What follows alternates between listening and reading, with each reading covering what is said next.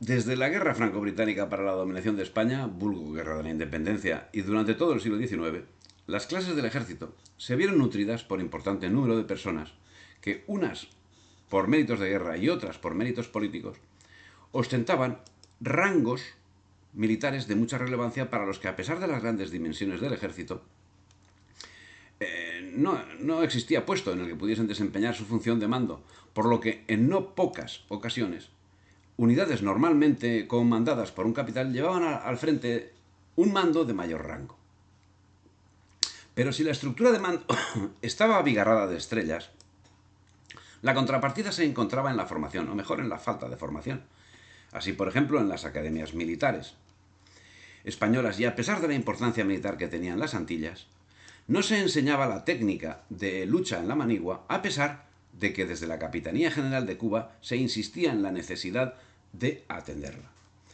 Esta falta de formación no era exclusiva de los mandos, quienes no estando preparados, mal podían preparar a la tropa que acudía a los llamados a las filas, mayoritariamente procedentes del campo, y sin solución de continuidad abandonaban el arado para tomar el fusil sin haber adquirido, por lo general, una mayor preparación al efecto. Tan es así que, iniciada ya la Tercera Guerra en Cuba, llegaron a darse casos como el señalado por un capitán de infantería encargado de la recluta, que en diciembre del 96 decía que se organizó en Zaragoza el batallón de cazadores número 14, expedicionario para Filipinas. En el castillo de la Aljafería se reunieron contingentes de muchos cuerpos y oficiales que los esperaban y oficiales que los conducían. Me nombraron, dice, para formar la séptima compañía, y al ponerme al frente del grupo mandé firmes, y solo las clases me obedecieron, pues los que yo creía soldados me miraron con extrañeza. Y como pidiese explicación del caso al oficial conductor, este me dijo que aquella gente había sido recogida por los pueblos en pocos días y solo había estado en el cuartel 24 horas. Penosa muestra de un ejército que no era ni sombra del que había sembrado la paz en la Europa de los siglos XVI y XVII.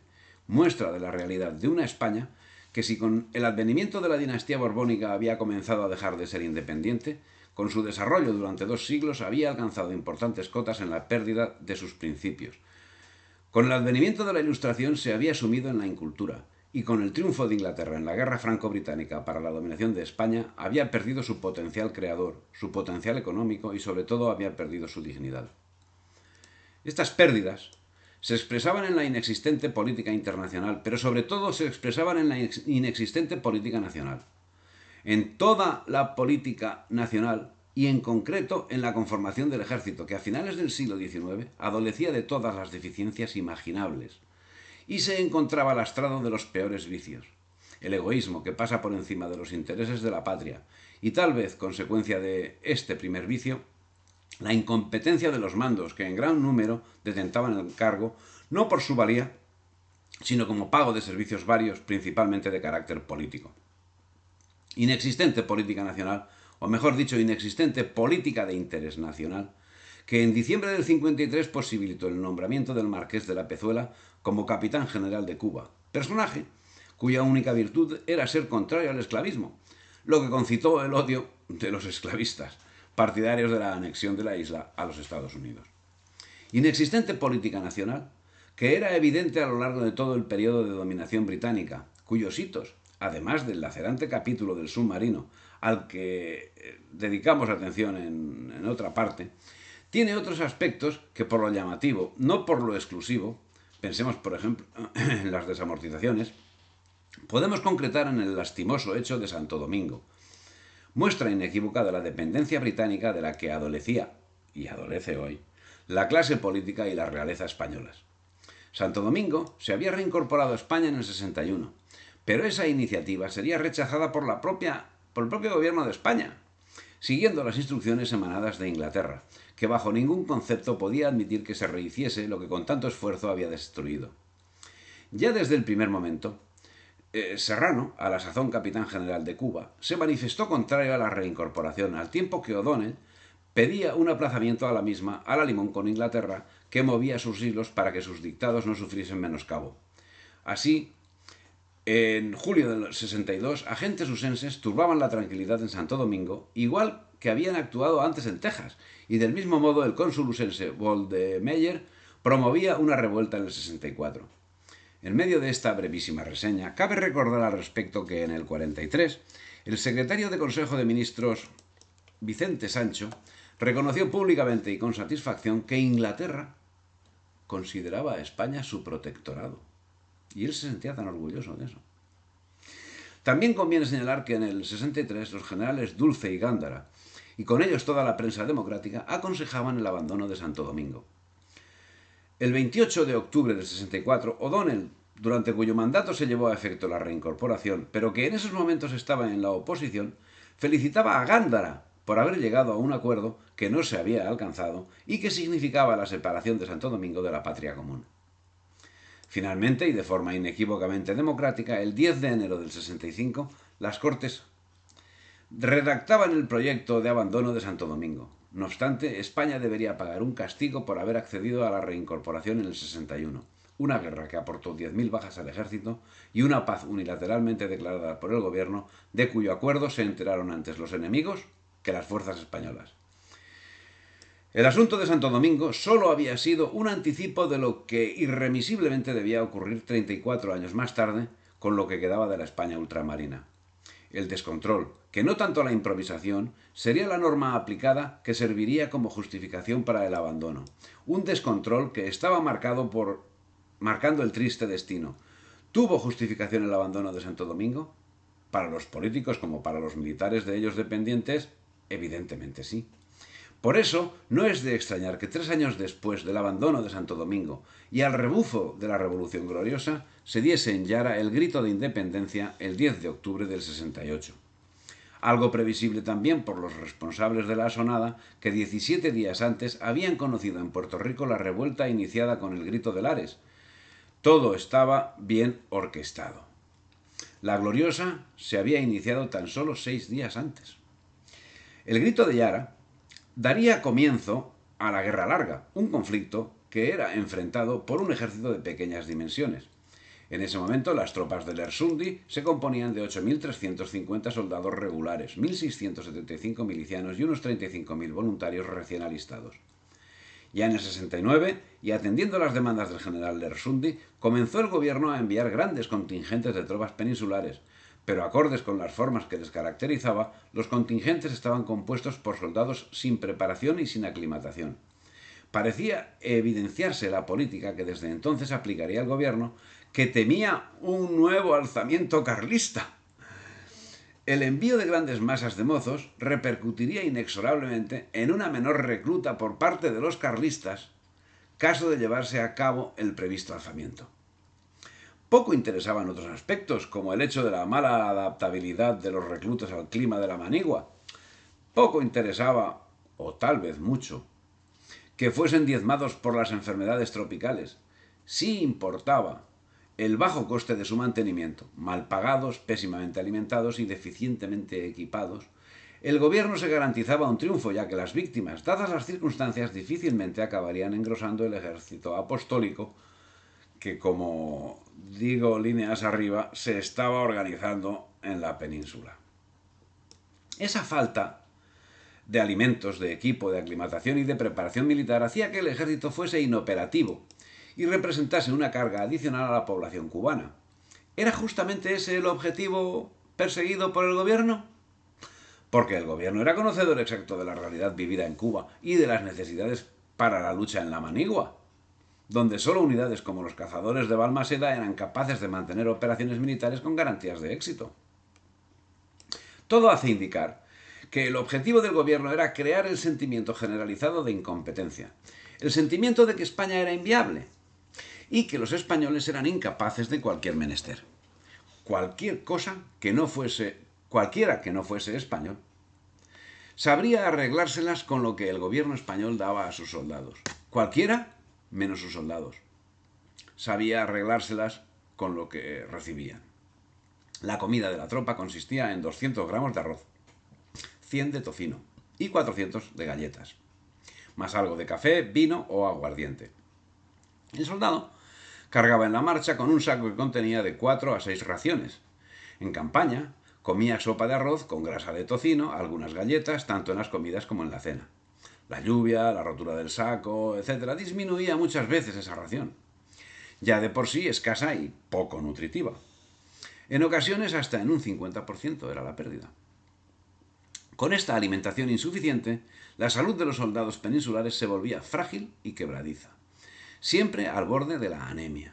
Y dado los grandes esfuerzos físicos que se les pedía en ocasiones, no resulta extraño que fuese un vivero de enfermedades. Una rozadura o una llaga se convertía en una herida que tardaba meses en curar. Las fiebres y calenturas aumentaban todos esos problemas, siendo las entradas en hospital de 3.000 diarias. Y los lazaretos estaban abandonados y mal atendidos. Y allí, en vez de curarse, acababan muriéndose. En fin, para rematar la jugada, las estrategias militares resultaban un fracaso. ¿Y los culpables? Pues ¿quién iba a ser los culpables? Los soldados, el pueblo español. Gobernaba desde el 18 de abril del 73 en Cuba el general Cándido Pieltain, con la consigna de implantar las ideas del nuevo régimen republicano.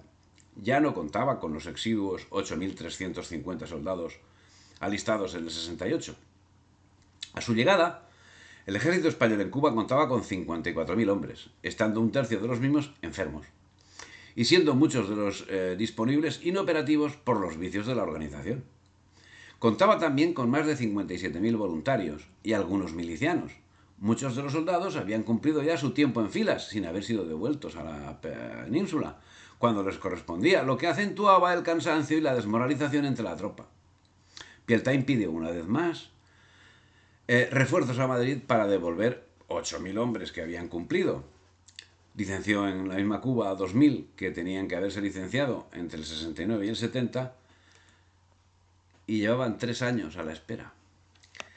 Todo coadyuvaba a la desmoralización general, mientras por esas fechas destacaba en sus acciones separatistas Henry Reeves, el inglesito, que moriría en combate el 4 de agosto del 74. Para el aporte de soldados a Cuba, la Constitución española del 30 de junio del 76 establecería en su artículo 3 que el servicio militar era obligatorio para todos los españoles con una duración de 3 años, tras los cuales se pasaba a la situación de reserva activa. El desmontaje de España pasaba evidentemente por Cuba y por la desmoralización, y para ello el propio gobierno español sembraba el desconcierto. Por una parte, unos partidos y otros hinchaban el número de bajas producidas por la guerra, con la clara intención de crear un sentimiento popular de abandono, al tiempo que desatendían el habituallamiento y la aclimatación de las mismas, que se veían obligadas a llevar a cabo expediciones de 6 días tasados, al carecer de una intendencia que atendiese las necesidades.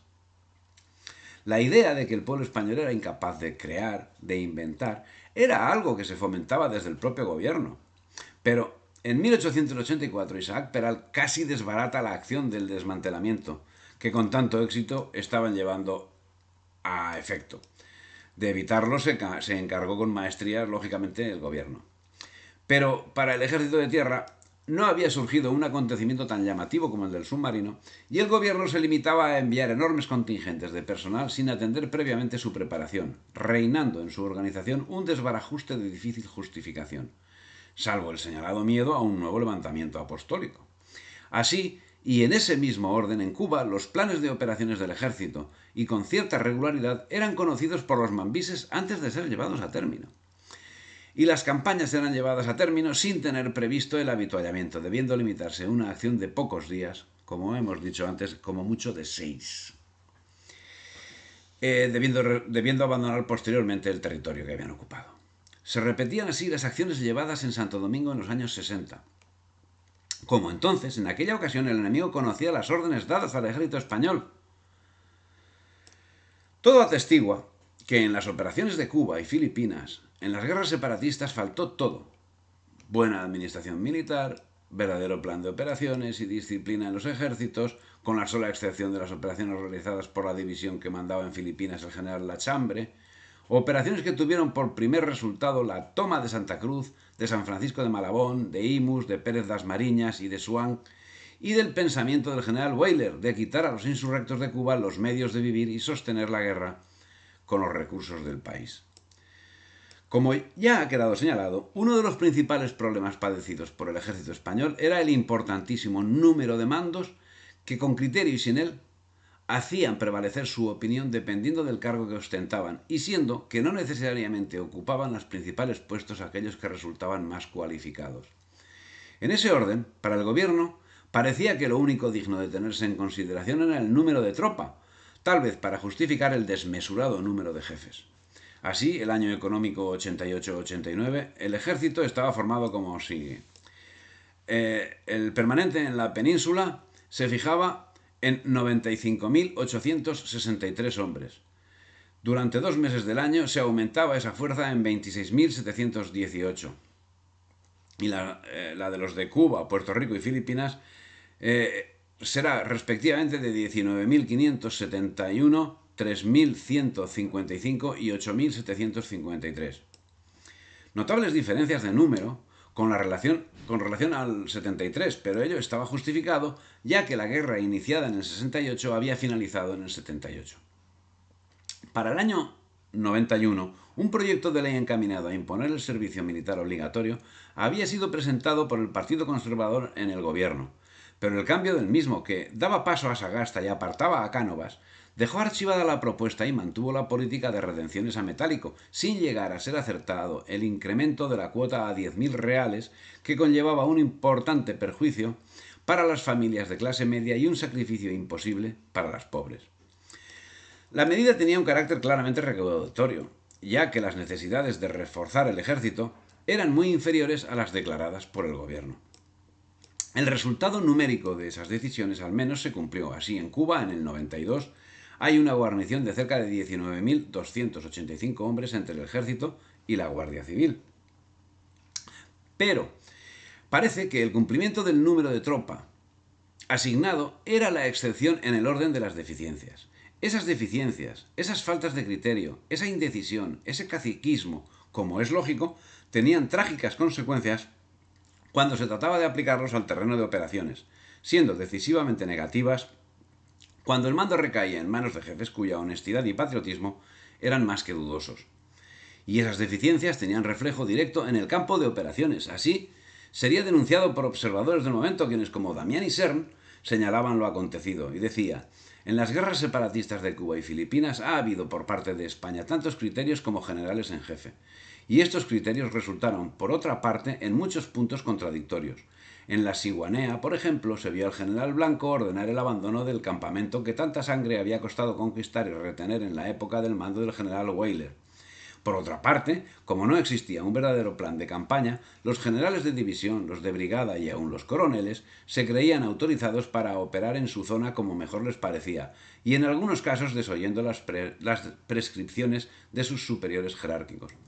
Pero no fue solo el general Ramón Blanco quien llevó a cabo actuaciones más que dudosas. Hubo generales, como Serrano Domínguez y Dulce, que fueron firmes apoyos de los separatistas. Otros, como Caballero de Rodas y Balmaseda, inspiraron sus actos en el criterio del elemento director del Casino de La Habana. Hubo generales, como Calleja, que llegaron al extremo de perseguir a los españoles para dar gusto a los separatistas, y generales, como Weyler, que hicieron todo lo contrario. ¿Era esta cuestión exclusiva de los mandos de Cuba? Parece que no. En medio de esta situación, en el 93, el gobierno planteaba un presupuesto de paz que se caracterizaba por la voluntad de extinguir la deuda a costa de la enseñanza militar y de la provisión de medios para la defensa, mientras se producía la primera guerra del Rif. Pero no era el Rif la única cuestión que dejaba en entredicho el presupuesto de paz, no faltando los avisos que anunciaban un más que probable conflicto militar con los Estados Unidos. El presupuesto de paz conllevó la llamada de atención por parte de quienes, además de estar al cabo de lo que podía suceder, eran honestos. Así, azuzados por el presupuesto en cuestión, tuvieron lugar varias conferencias en las que se ponía especial énfasis en el hecho de indefensión que padecía España y el problema que ello podía acarrear ante un más que probable ataque usense. La respuesta de políticos y periodistas, como fieles servidores de intenciones contrarias a los intereses de España, fue la indiferencia y el silencio. Pero es que, con el presupuesto de paz que mantenía unos contratos multimillonarios para la adquisición de unas naves que nunca llegaron a votarse, al tiempo que se desechaba la construcción de una flota de submarinos mucho más económica y efectiva, al tiempo que se potenciaba la reserva activa, una especie de prejubilación de los mandos, por el cual, cobrando las 4/5 del sueldo, quedaba reducido su servicio a esporádicos ejercicios militares con reservistas. Vamos a jugar un poco en el tiempo libre. Con estos debates supuestamente economicistas y manifiestamente alejados de la realidad, llegó el año 94, cuando el ministro de la Guerra, el general López Domínguez, ordenó aplicarlos a Cuba sin que ello comportase la repatriación del excedente de reclutas. De toda esta actuación se puede inferir una descoordinación sin límites y sobre todo una absoluta falta de política al servicio de los intereses nacionales. ¿Eran los conservadores los principales enemigos de los intereses nacionales? Puede inferirse que sí, pero a renglón seguido podemos inferir que los principales enemigos eran los liberales. Unos y otros, por acción y por omisión, de forma alternativa, fueron los causantes de la situación. Y la corona. Sin lugar a dudas, el mando adolecía de honestidad y de patriotismo. Y ello no es una deducción alegre, sino la constatación de multiplicidad de hechos llevados a cabo por elementos que, debiendo servir a España, hacían lo contrario. A título de ejemplo, podemos señalar la actuación del general Calleja, que, no contento con colaborar con los enemigos de la patria, perseguía a quienes denunciaban la actividad de los separatistas. Y esa actividad la llevaba a cabo de forma pública y notoria, hasta el extremo que era jaleado por los mismos separatistas, que gozaban de la mayor protección y libertad, siendo que los periódicos separatistas también publicaban semblanzas del militar cargadas de los mayores elogios. Sin embargo, esa falta de dirección honesta y patriótica es la que propició actos indeseados por parte de quienes luchaban de forma honesta y patriótica. Las logias serían las encargadas de organizar las acciones injustas que se achacaron a los miembros del Casino de La Habana y que fueron motivadas por la acción reiteradamente injusta y antipatriótica llevada a cabo por el alto mando en Cuba, que, como en el caso de Dulce, favorecían el crecimiento del activismo antiespañol. Un activismo antiespañol que los agentes anglousenses estaban llevando a cabo en todos los órdenes de la vida, empezando por el sistema educativo, que controlaban sin que las autoridades hiciesen nada por evitarlo, y acabando no ya por su reforzamiento, sino tan solo por el mantenimiento operativo de los medios de defensa, que permanecían obsoletos a pesar de las múltiples señales de enemistad emanadas desde los Estados Unidos, a lo que se añadía las noticias fidedignas en relación a su modernización armamentística. ¿Cuál era el origen de esa despreocupación y abandono de las necesidades de prevención para la autodefensa? ¿Es posible que nadie pensase en la evidente invasión usense cuando estaba siendo anunciada reiteradamente por multitud de actuaciones? ¿Es posible que nadie se diese cuenta del aislamiento que iba a sufrir el ejército cuando el asedio tomase cuerpo?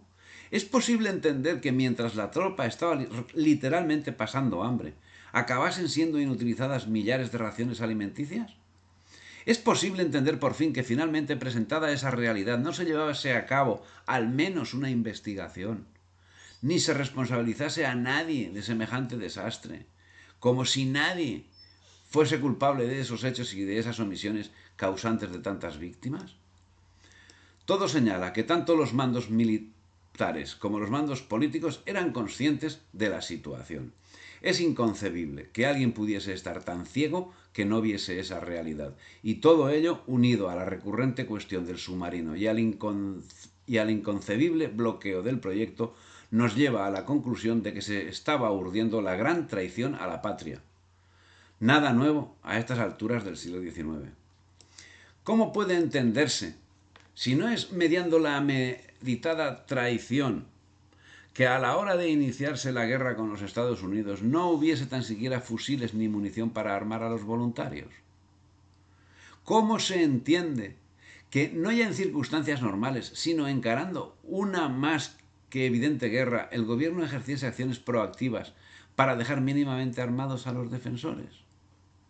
Es difícil explicar cómo es posible que en pleno año 1898 solo hubiese en La Habana 2.000 fusiles y 20.000 cartuchos para armar una tropa de 40.000 hombres. Y más difícil de explicar es que, por orden del Ministerio de la Guerra, no se permitiese la introducción de 50.000 fusiles y munición suficiente adquirida por el mando militar de Cuba.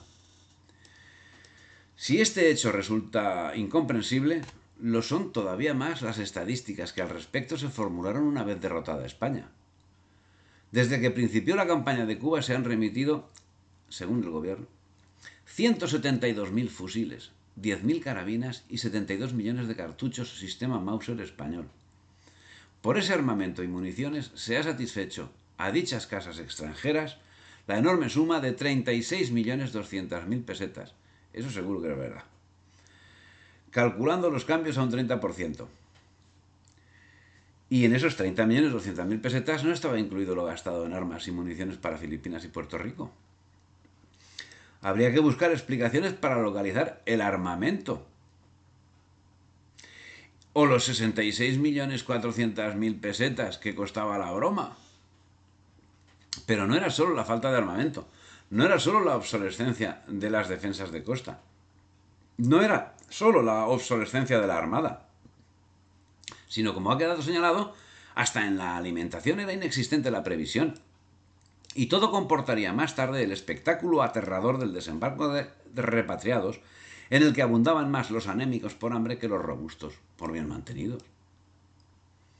El 23 de febrero del 95 dio comienzo la guerra en Cuba con el grito de Baire, extendiéndose la insurrección por 35 localidades.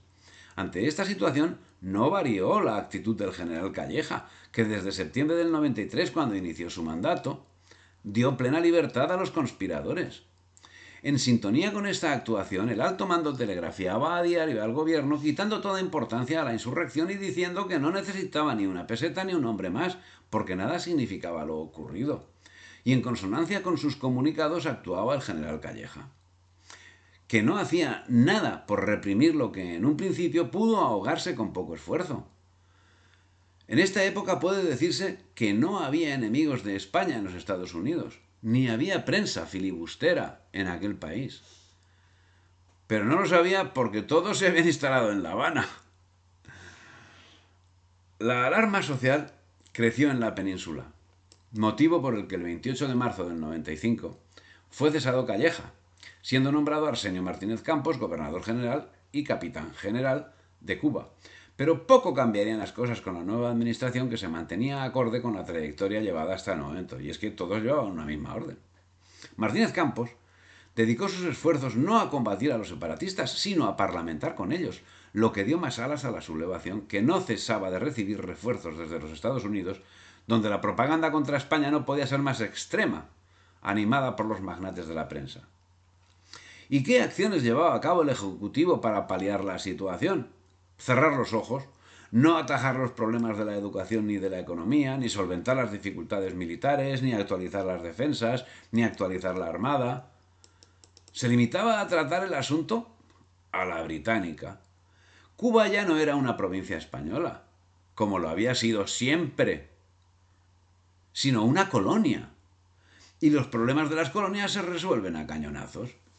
Pero tampoco estaban por la labor. La única solución era el envío de tropas, pero de tropas sin formación. Pero era una solución. ¿A qué asunto? La recluta se realizaba mediante el sistema de quintas, es decir, por sorteo de los mozos en edad militar y por voluntarios. Desde el 85 se llamaba filas a los varones de 19 años. Las tropas de ultramar se formaban mediante el reenganche de los que habían finalizado su servicio militar, más voluntarios y con sorteos especiales que se realizaban en las diversas unidades peninsulares. Pero existían tres maneras de eludir el servicio: por excedente de cupo, que pasaba a integrar una segunda reserva de 8 años pero sin instrucción militar; por sustitución, por la que un mozo destinado a ultramar era sustituido por otro a cambio de cierta cantidad de dinero; y por redención a metálico, que permitía eludir el servicio militar mediante entrega de 2.000 pesetas. Todo lo cual ocasionaba una gran corrupción por la cual los más desfavorecidos eran quienes nutrían las tropas destinadas a sufrir todas las miserias que han quedado relatadas. Pero esa corrupción no se limitaba al hecho discriminatorio de que los más desfavorecidos, cuyo sueldo diario era de 1,50 pesetas, no tuviesen acceso a la posibilidad de redención a metálico, sino que obligó a que muchas familias se endeudasen para poder acceder a la prebenda, siendo que las necesidades reales eran muy inferiores a las que alarmantemente presentaba el gobierno, que planteaba el inminente envío de 220.000 mozos. La retención a metálico, así, fue una medida clasista que perjudicó tanto a quienes no pudieron pagar como a quienes lo hicieron, y cuyos beneficiarios no resultaron los intereses de España, sino los intereses particulares de quienes se enriquecieron con la medida, y que todos podemos adivinar quiénes fueron. Mientras tanto, el problema de Cuba, como no podía ser de otro modo, iba haciéndose cada vez mayor, y el gobierno solo encontraba una solución: enviar disfrazados de soldados y condenados a la miseria, más y más mozos. Pero nunca el envío real llegó a alcanzar las cifras que han sido propaladas por el propio gobierno. Y es que que decían, más o menos se resumían en esto que nos detalla. Entre el 8 de marzo del 95 y el 1 de enero del 97 se envían 12 expediciones de soldados a Cuba, un total de 180.546 hombres, siendo que el total de la campaña absorbió un total de 206.074. Finalmente serían enviados los más desfavorecidos, pero al respecto de las movilizaciones hay autores que, por lo que deducen de la relación literal de muertos y repatriados, afirman que no pasaron de 70.000 los reclutas, muy lejos de los 220.000 que tanto el gobierno como la compañía transatlántica, encargada de su traslado, aseguraron en su momento. A esa conclusión llegan tras considerar la relación de fallecidos cuyos nombres se encuentran repetidos en una horquilla comprendida entre el 8 y el 12% de los nombres de bajas en todas las provincias, así como por la supuesta imposibilidad material de llevar a efecto el traslado de toda esa tropa en las embarcaciones que la compañía naviera tenía en servicio, según la cual transportaron 240.800 soldados, para lo que cada buque de la misma tendría que haber recorrido 70.200 millas, el doble de lo que materialmente podía recorrer durante ese periodo. La verdad será difícil, muy difícil de ser alumbrada, porque los datos al respecto son muy farragosos y contradictorios, ya que las fuentes existentes no precisan si los hombres desembarcados corresponden en su totalidad a los embarcados, siendo que tampoco precisan el número de civiles que formaban parte del pasaje. En unas partes se da el número de jefes y oficiales, mientras en otros se habla de la tropa, y en no pocas ocasiones se dice varios, numerosos, bastantes, sin especificar el número. Y tal vez lo más importante sea que se consideran como envíos las previsiones del Ministerio de Guerra, cuando las cifras reales eran más reducidas debido a los prófugos y rezagados. Pero en cualquier caso, los movimientos de tropas fueron de mucha envergadura, lo que posibilitó que no solo el gobierno sacase tajada económica a cuentas del fraude de la redención a metálico, sino que probablemente el producto del mismo se repartiese equitativamente con la compañía transatlántica. Algo al final justo entre camaradas, dado que la compañía era la quinta del mundo en cuanto al tonelaje de navegación a vapor existente en ese momento, y como consecuencia poseía una experiencia operativa que hubiese sido imposible improvisar. Por otra parte, debemos tener en cuenta que aunque la compañía transatlántica se llevó la parte del León en el transporte de tropas, también tomaron parte en ella otras navieras. También debemos tener en cuenta que el número escandaloso de tropas que ciertamente parece que fueron transportadas no coincidieron en el tiempo, siendo que, conforme nos señala de Miguel, 48.235 miembros de tropa fueron repatriados antes de la guerra con los Estados Unidos, siendo repatriados con posterioridad 146.511. Por los datos que nos son accesibles, se puede deducir que la compañía transatlántica utilizó en la operación 53 barcos propios y fletó 43 a otras navieras, siendo que los barcos utilizados, y este es un argumento utilizado por quienes dudan de que tal operación hubiese sido cierta, navegaron más de 40.000 millas al año, distancia que es considerada imposible por los expertos marítimos. Pero ese extremo, como el de romper el bloqueo, es algo que perfectamente cabe en el espíritu español, aunque esté mediatizado por el mismísimo fraude histórico. De hecho, también se batió la marca de rapidez en el transporte, siendo que el vapor Covadonga salió de La Coruña el 7 de septiembre de 1895 y el 3 de octubre ya estaba de nuevo fondeado en Vigo. Los movimientos de tropas son especialmente significativos entre los años 96 y 98.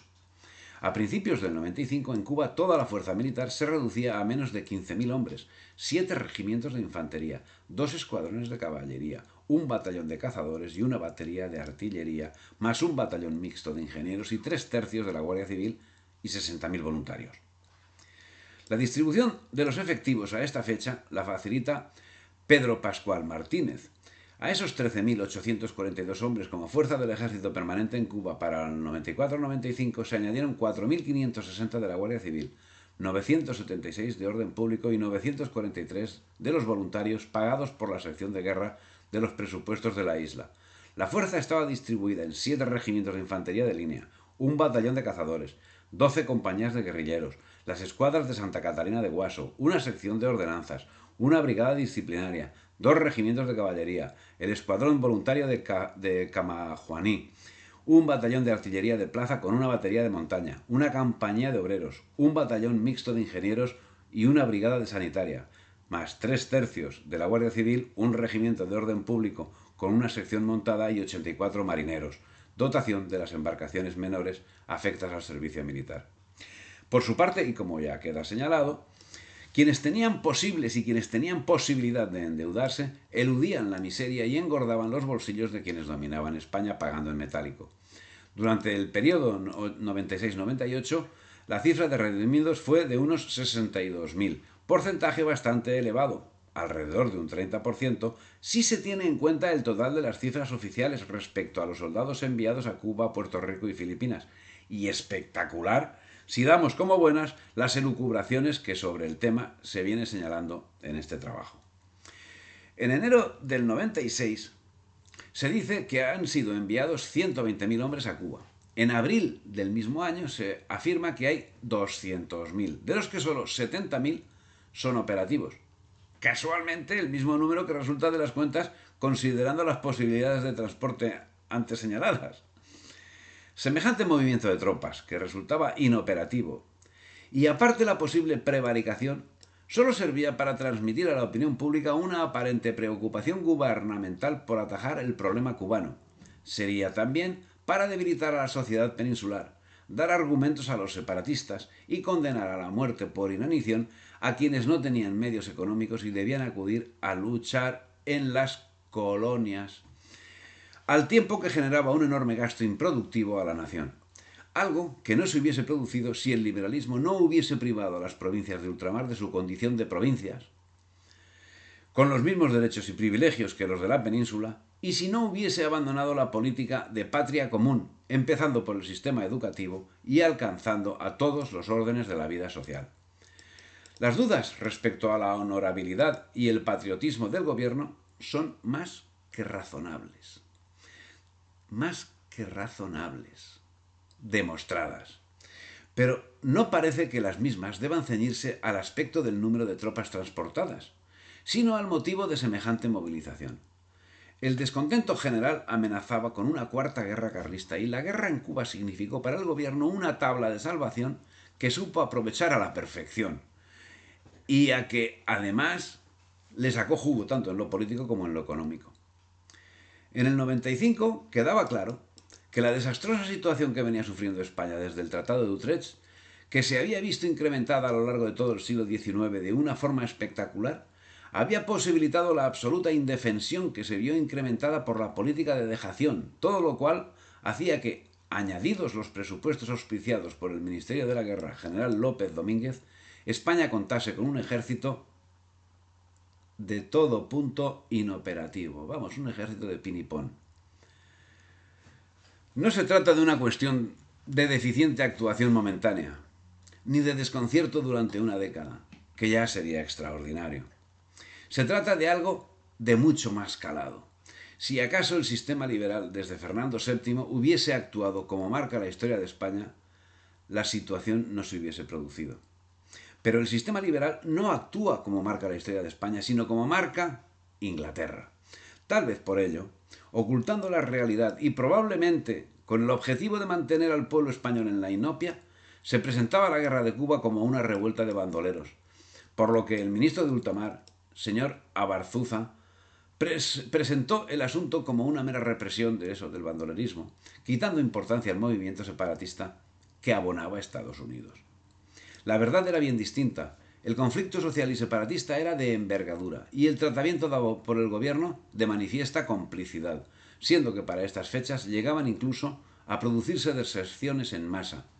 De ello da cuentas la prensa del 19 de junio del 95. Decía el ejército español que de un suceso grave hay noticias, que el gobierno no ha dado todavía. El hecho de haberse pasado al enemigo con armas y monturas 40 voluntarios del regimiento caballería de Camajuani. Además, cartas de La Habana hablan de otras deserciones y del abandono de Morón por todos los hombres útiles. El gobierno lo negó, pero era cierto, y más tarde se confirmó. Pero el gobierno es que, bueno, actuaba por otros intereses y en contra de quien tenía la osadía de denunciar algo de lo que venimos relatando, pues bueno, pues le caía todo el peso de la ley. Así, el 23 de junio del 95, el señor Coronado, director de la discusión, abogado, hacendado y consejero del gobierno de la región central de la isla de Cuba, fue preso por la jurisdicción militar por haberse publicado en su periódico una correspondencia de Bayamo en la que se relataba que el ejército de allí no tenía más ropa que la que se le dio al salir a campaña, que no se le entregaba más que un rancho al día, en muchas ocasiones servido a las 8 de la noche, y que todavía no se le había abonado ninguna paga. Bien, la solución, matar al mensajero. Los intereses eran bien distintos al problema de Cuba, para el que en junio del 95 el gobierno reconocía que para la campaña tenía recursos para 2 años. Por otra parte, cabía la posibilidad de que, si se enviaba a Cuba todas las tropas españolas disponibles, se produjera un pronunciamiento en la península, en este caso tal vez republicano, y se derrumbara la complicada estructura de la monarquía constitucional que Cánovas había tratado de construir durante toda su vida. Este apunte, que es señalado por el historiador británico Hugh Thomas, nos hace recapitular nuevamente sobre la política militar de los gobiernos y nos haga vislumbrar el motivo por el que se procedió a enviar fuera de la península a tal cantidad de soldados. ¿Era acaso una válvula de escape para controlar de paso una revuelta en la península, como hemos señalado? Lo que es cierto es que los envíos de soldados se llevaban a efecto sin haberlos preparado, sin tener un plan de actuación determinado. Parece que efectivamente querían quitar de en medio personas que hubiesen podido conformar un ejército encaminado a provocar un cambio político en la península. Por otra parte, el general Valeriano Weyler señala que al incorporarse a Cuba como capitán general en enero del 96, en las unidades del ejército era tal la anarquía que los jefes de ellas, al pasar por un destacamento, dejaban los individuos que les parecía y se llevaban otros. Las tropas cubrían multitud de destacamentos para cuidado de poblados y fincas sin elementos bastantes de defensa ni protección, y como esto disminuía considerablemente la fuerza de los cuerpos, no había bastantes columnas para protegerlos, de donde resulta que, atacados por el enemigo, carecían del oportuno auxilio y se quemaban a su vista los cañaverales de los ingenios. Anarquía que estaba controlada por 42. 42. Por 42 generales destacados en la isla. El capitán general, don Arsenio Martínez Campos y Antón. 3 tenientes generales, Sebas Martín González, Luis Pando y José Valera. 8 generales de división, 25 generales de brigada. Y luego viene lo que ya es un poco más normal. En la Marina, contraalmirante don José Navarro Fernández. Capitán de navío de primera clase, don José Gómez Imaz. Asimilados a generales, el intendente militar Victoriano Araujo, inspector de sanidad Cesario Fernández, auditor de guerra Juan Romero. Y en cuanto a la tropa, la fuerza del ejército permanente en España para el año económico 96-97 se fijó en 100.000 hombres de tropa. Para Cuba, la que exigiesen las necesidades de la campaña. Necesidades de la campaña cuyo número nos es facilitado por la compañía transatlántica, la encargada de llevar a efecto el transporte de tropas. De un cuadro gráfico realizado por la misma resulta que desde el 23 de febrero del 95, cuando dio comienzo la guerra, hasta el 98, había transportado los siguientes efectivos, los cuales, como ya hemos comentado anteriormente, serán ciertos o serán falsos. Eso es como el que le gusta el café con azúcar o sin azúcar. No está demostrado. El caso es que de la compañía transatlántica decía que transportó a Cuba 185.277 hombres, a Filipinas 28.774 y a Puerto Rico 5.048. En el mismo cuadro, la compañía transatlántica señalaba la comparación en mecapolímeros del valor en esfuerzo y coste del traslado de las tropas y los comparaba con los realizados por otras naciones que habían llevado a cabo expediciones similares. Y de esta comparación resultaba que el esfuerzo de España equivalía, ojo, a 66 mecapolímeros. Hay que guardar esa cifra, 66 mecapolímetros. Mientras que el de Francia en Madagascar era de 1,67. El de Italia en Abisinia de 2,38 y el del Japón en China de 4,58. Queda así demostrada la efectividad del sistema. ¿Un error más del gobierno? ¿Un acierto? Es el caso que, del mismo modo que la compañía transatlántica fue capaz de calcular en mecapolímetros el esfuerzo y coste, se echa en falta un cálculo que justifique la cantidad de millas marinas recorridas. Otro aspecto que llama la atención en lo relativo a la aplicación de recursos son los presupuestos de Cuba para el ejercicio 96, que son los siguientes. Obligaciones generales, 12 millones y medio. Gracia y justicia, 1 millón, en números redondos. Guerra, 6 millones, en números redondos. Hacienda, 760.000. Marina, 1 millón, en números redondos. Gobernación, 4 millones. Fomento, 770.000. El total, 26.095.244. Bien, de esto destaquemos el de guerra. 5.896.740 pesos, que era el presupuesto de guerra. ¿Y qué cubría ese presupuesto? 42 generales. 42. Más 2 coroneles. Más los capitanes, más los tenientes, los alféreces, los sargentos, los cabos y 100.000 soldados. Utilizando el mismo sistema de medida aplicado por la compañía transatlántica y asignando los mismos emolumentos a un general que a un soldado, obtenemos que cada uno de ellos tenía una asignación de 50 pesos anuales. A todo ello hay que añadir el material de guerra, la alimentación. Tal vez la estimación es errónea y los fondos para pagar la tropa salían de las obligaciones generales. En ese caso corresponderían 125 pesos anuales. Para completar la distribución y tener una referencia para calcular lo que podía costar el mantenimiento de un ejército a finales del siglo XIX, podemos señalar que en esas mismas fechas Estados Unidos levantó un ejército de 125.000 hombres, similar al existente en Cuba, para lo que gastó mucho más de 100 millones de pesos.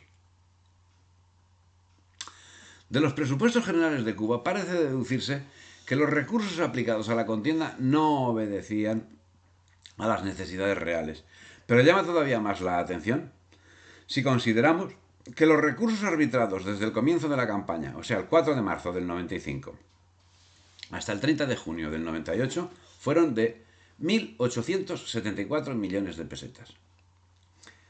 La estricta economía, al menos para este curioso, resulta extremadamente farragosa, de difícil comprensión.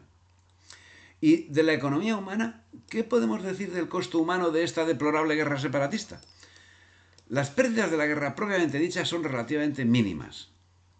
Un general, 60 oficiales y 1.314 soldados, que fueron muertos en los diversos encuentros con el enemigo. Tomemos nota de la cifra, ¿eh? Pero tomemos nota de las siguientes también. Un general, 81 oficiales y 704 soldados han sucumbido a consecuencia de sus heridas, a posteriori de los enfrentamientos. Bien, ya sube un poquito. Pero sigamos. 463 oficiales y 8.164 soldados heridos se han salvado. Bien. De suerte que las pérdidas ocasionadas por los insurrectos no se elevan a más de un 6% del efectivo total del ejército español. El paludismo, la fiebre amarilla y otras enfermedades epidémicas han causado un verdadero estrago. De fiebre amarilla han muerto 313 oficiales y 13.000 soldados. 127 oficiales y 40.000 soldados han sucumbido por otras enfermedades. Ojo, 53.000 muertos por enfermedad. En los listados de soldados del ejército español fallecidos en Cuba, entre el 95 y el 98, figuran 444 oriundos de La Habana, 247 de Matanzas, 245 de Pinar del Río, 25 de Puerto Príncipe, 325 de Santa Clara y 114 de Santiago de Cuba. Uno de ellos, el coronel Jiménez de Sandoval, era el jefe de la columna con la que se encontró José Martín en Dos Ríos. 2.160 muertos por efectos de la guerra, de los cuales 1.400 naturales de Cuba y 53.440 muertos por efectos de la desatención, del abandono, a los que hay que añadir los que fallecieron en el viaje de vuelta y ya en la península. Pero los datos del Ministerio de la Guerra, a lo que parece, no son lo pulcros que debieran ser, pues mientras señalan, por ejemplo, que fallecieron 242 canarios, el Diario de Canarias da una relación en la que desde marzo del 96 hasta julio del 98 fueron 104 los soldados canarios muertos. Una diferencia de 138.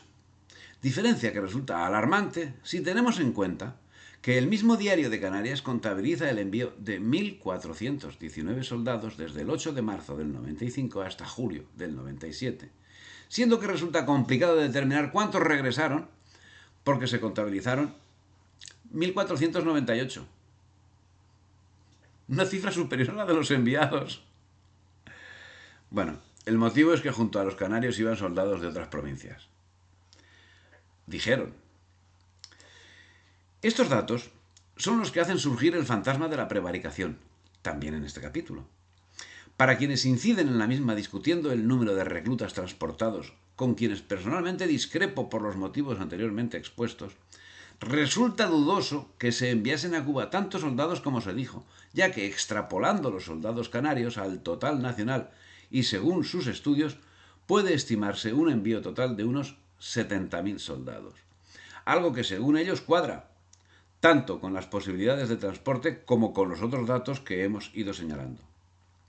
Por mi parte, y como también dejo señalado, creo sin embargo que por interés exclusivo del gobierno, con objeto de eliminar la posibilidad de un alzamiento en la península, sí fue enviado un extraordinario número de soldados, para lo cual la compañía transatlántica sí tenía capacidad de transporte, siendo que además reforzó su flota para llevar a cabo la campaña con la compra de nuevos buques, el Alicante, el Covadonga, el Nuestra Señora del Pilar, el Don Álvaro de Bazán y el Ciudad de Cádiz. La compañía transatlántica tenía en uso una cincuentena de buques propios que no fueron usados en su totalidad para labores estrictamente bélicas, siendo que llegó a alquilar un total de 23 buques extranjeros para completar la operación de evacuación. Otra cosa es la motivación que llevó a la compañía transmediterránea a ser parte del expolio. Ernesto Burgos señala que las tarifas que animaban al marqués de Comillas, Antonio López y López, ascendían a 32 duros de la época por cada hombre que llegaba sano a Cuba y otros 32 por repatriarlo, cuando ya se había convertido en una piltrafa. Tarifas que, de ser cierta, claman al cielo por sí misma. Máximo si tenemos en cuenta que en la capitulación de Santiago, donde los Estados Unidos se comprometieron a correr con el cargo de repatriación de sus defensores, la compañía transatlántica ganó el concurso al precio de 100 pesetas por evacuado.